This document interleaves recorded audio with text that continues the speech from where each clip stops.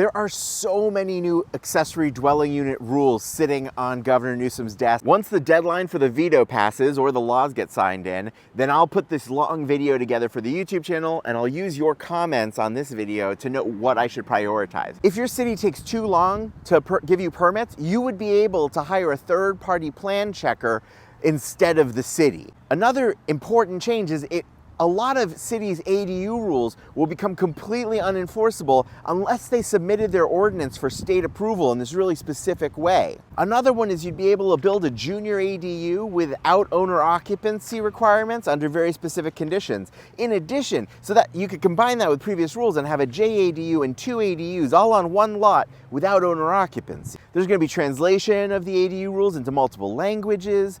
There's going to be limits on the SF rent control rules. There's going to be limits on HOA fees and design requirements. We could be seeing SB 9 units in historic districts. There's still laws from last year that haven't actually gone into effect until in January, like utility fee transparency and the amount they charge you for like sewer connections and stuff. That's all getting updated. And then there's laws that have nothing to do with ADUs per se, but like there's just big housing reform.